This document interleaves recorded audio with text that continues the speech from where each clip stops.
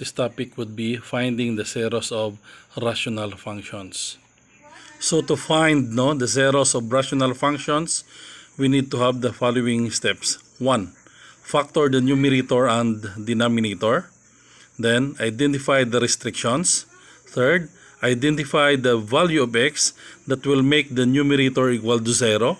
Then identify the zeros of the rational function.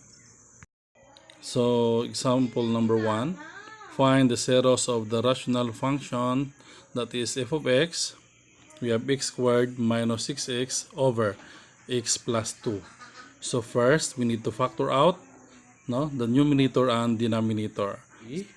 F of x, so the common, we have for x squared minus 6x, we have x and x, so we need to factor out, that is x, what must be multiplied by x to have x squared, so that is simply x.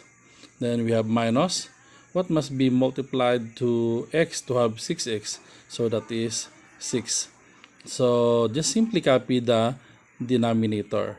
Okay, that is now the factored form.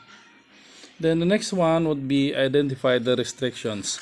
So the restrictions for that is what must be the value of x in the denominator to make the denominator 0. Okay, so very simple. So get the denominator. The denominator would be x plus 2. Equate that to 0. So we have x. To solve for x, just simply plus 2, so minus 2. Subtract also in the other side, so 0. X therefore would be negative 2. So the value of x, or the restriction, is simply negative 2. In the denominator, your x must not be equal to negative 2. Because if the value of x will be negative 2, so the denominator will be equal to 0. So that will be undefined. So that is the restriction. So the next would be number 3. Identify the value of x that will make the numerator equal to 0. So simply, what is our numerator? The numerator would be simply x times x minus 6. Equate that to 0. So we have the first would be x equal to 0. Then the second one would be x minus 6 equal to 0. So to solve for that, we have x minus 6. So plus 6. To eliminate negative 6, also add 6 in the other side. So we have 0. X therefore is 6. So the computed value of x is 0 and positive 6. So that is the value of x that will make the numerator equal to 0. So in identifying the zeros of the rational function, consider now the restriction. Is the value or the computed value of x in the numerator is part of the restriction? So if not, therefore you can conclude that the zeros of the function would be x equal to 0 and x equals 6. So we have x equals 0 and x equals 6. So that is the solution of problem number 1. Okay, example number 2. Find the zeros of f of x equals x plus 4 times x minus 3 over x minus 2 times x plus 5. So first, we need to factor the numerator and denominator. So since the given problem is already in factored form, so no need to factor. That is already factored out. So we need to proceed in number 2. So dealing with restrictions, again, consider the denominator. So we have the denominator is simply x minus 2. Then we have x plus 5. So equate that to 0. So to solve, we have first x minus 2. So to solve for x, add 2 equals also add to the other side by 2. So simply x therefore is 2. Here, x plus 5, to eliminate 5, just simply minus 5. So minus 5 also to the other side. So we have negative 5. So the restriction for that, we have x equals 2 and x equals negative 5. Therefore, the value of x that will make the denominator equal to 0 will be x is 2 and negative 5. So the value of x that will make the denominator will be equal to 0, we have 2 and negative 5. So that is the restriction. So we have to proceed with number 3. Identify the value of x that will make the numerator equal to 0. So proceed to what is the numerator? Just simply copy. We have x plus 4 and then we have x minus 3. So equate that to 0. So simply we have x plus 4. So to solve for x, you need to minus 4 also in the other side. So therefore that is negative 4. So we have here negative 3. So add that by 3, add also by 3. So therefore x is positive 3. So the value of x that will make the numerator equal to 0, we have negative 4 and positive 3. So consider the value of x that is negative 4 and 3 if that is in the restriction. The restriction is simply 2 and negative 5. Therefore, you can conclude that the zeros of the function would be x equals negative 4 and x equals 3. So we have negative 4 and 3 are the zeros of the function. So example number 3, find the zeros of f of x equals x squared plus 3x plus 2, then over x squared plus 6x plus 9. So first we need to factor out for x squared plus 3x plus 2.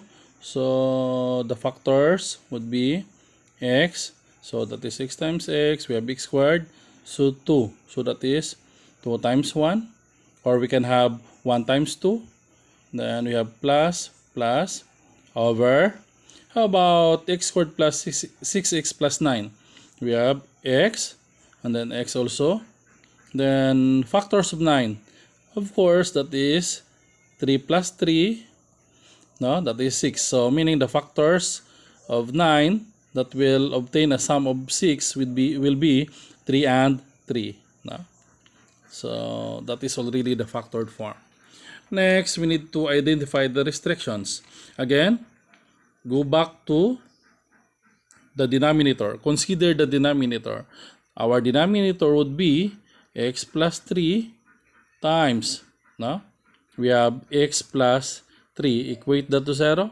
We have, of course, that is negative 3. X would be negative 3. So therefore, the restrictions would be negative 3. The value of x that will make the denominator equal to 0 is negative 3. So, or the value of x that will make the denominator equal to 0 is negative 3. Okay, so that is the restriction. So it is not possible that the value of x in the denominator would be negative 3. So now we need to proceed to identify the value of x that will make the numerator equal to 0. So our numerator, we have x plus 2 and then we have x plus 1. So equate again that to 0. So we have, here we have x plus 2 equal to 0. So that is negative 2. Then we have here x plus 1 equal to 0. So we have negative 1. So consider the values of x that will make the numerator equal to 0. We have negative 2 and negative 1. So to determine the zeros of the rational function, be sure that the value of x to make the numerator equal to 0 will not be part of the restriction. So the restriction only would be negative 3. So meaning that is not a part of restriction. So we can have the zeros of the function will be negative 2 and we have negative 1. So that is now the complete solution for problem number 3. Example number 4, we have f of x equals x minus 3 squared over x plus 3 times x minus 3. So again, we need to factor the numerator. That is, the numerator and denominator. We have f of x minus 3, simply x minus 3 times x minus 3. All over, just copy that one. The denominator, x plus 3, then x minus 3. Okay, we need to proceed for number 2, identify the restrictions. Go back again to the denominator. Our denominator is simply x plus 3, then x minus 3. Equate it to 0. Here, we have negative 3, and then we have positive 3. So, the restriction would be negative 3 and positive 3. So, it is not possible to have negative 3 and positive 3 as value of x in the denominator, because it will make the denominator 0, and that will make the function undefined. Okay. So, identify the value of x that will make the numerator equal to 0. So, our numerator is simply x minus 3, and then we have x minus 3. That is equal to 0. So, we have x therefore is positive 3. No? We have also positive 3. So, consider that one, the numerator or the value of x in the numerator that will make the numerator equal to 0 is positive 3. So, consider that one if the computed value of x in the numerator will be, or part of the restriction, is positive 3, part of the restriction? Yes. Therefore, you can conclude that the zeros of the rational function or the function f of x has no zeros. Okay? So you can conclude now that